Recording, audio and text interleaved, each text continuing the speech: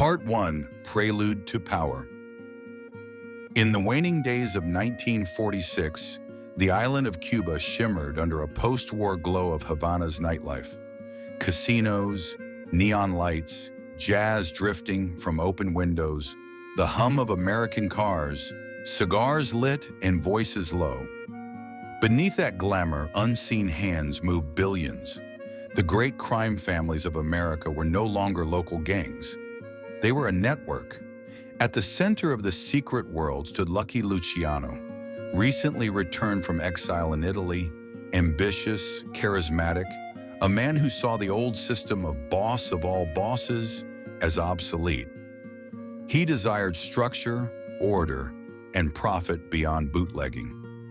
According to historical sources, in December 1946, the Havana Conference was convened at the Hotel Nacional de Cuba by Luciano, a gathering of delegations representing the major crime families across the United States. Wikipedia plus one men in tailored suits arrived in Havana from New York, Chicago, Buffalo, Tampa. They came bearing money, influence, and ambition. Part 2, the agenda. The agenda was far more than partying and Havana nights. Loyalties were shifting. The U.S. government had turned its eye toward organized crime. The war economy had changed their roles. They needed new revenue streams, new alliances. Among the attendees was Vito Genovese, emerging in New York's underworld with cold calculation.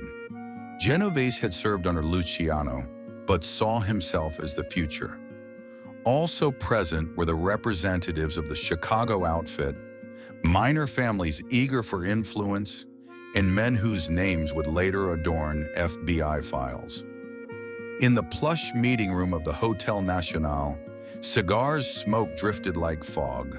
Glasses of rum and champagne glinted under chandeliers. Power brokers talked about casinos, controlled unions, narcotics routes into Europe. They spoke in hushed tones of what comes next when prohibition was long gone. The war had changed the landscape. Now the mob had to adapt. Part 3, the deal and the rift. Luciano addressed the room. We have survived wars, arrests, and the old wars between us. Now we must be efficient, united, and invisible. There was polite applause, but beneath those polite faces, the knives were being sharpened. Genovese, sitting beside Luciano, nodded slowly. His eyes betrayed impatience. He had ambitions that did not include being second. He wanted respect, power, his own family's dominance. He realized that Luciano's model, an informal commission, old ties, would not grant him the crown he desired. Across the table, a man from Chicago listened, his booming voice masked by Havana's hum. He saw opportunity in new territories, in labor unions, in legal businesses fronting crime. He leaned in. As the talks progressed, a silence hung. Deals were struck. Some men left with smiles, others with shadows behind them. Part 4, the unseen betrayal. After the formal meeting ended, some delegates remained behind. Havana's night beckoned, casino lights, Havana Libre, jazz. Yet not everyone relaxed. The deal that had been made was already being undermined.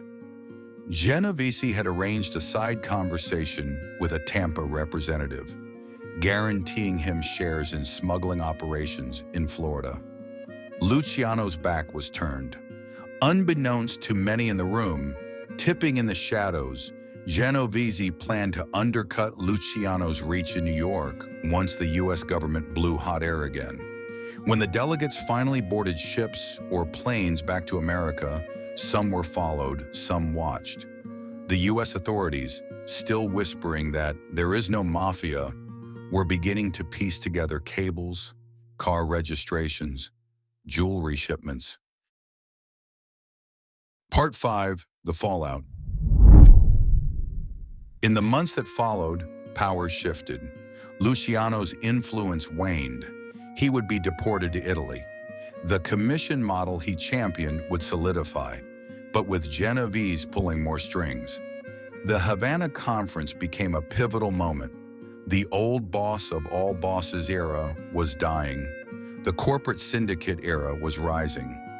Genovese's ambitions would land him in prison, but his influence outlived walls. The legacy of Havana echoed through union infiltration, casino builds in Las Vegas and Cuba, narcotics pipelines, and a darker, more systemic organized crime. Par 6, Legacy of the Summit.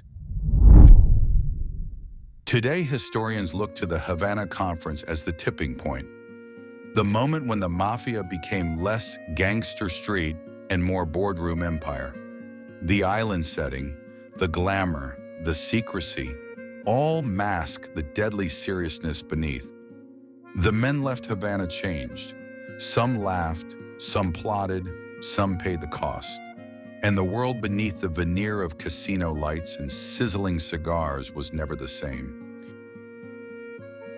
If you made it to the end, thank you. Please leave a like and subscribe. It helps me create more stories like this one, because some secrets are still waiting to be heard.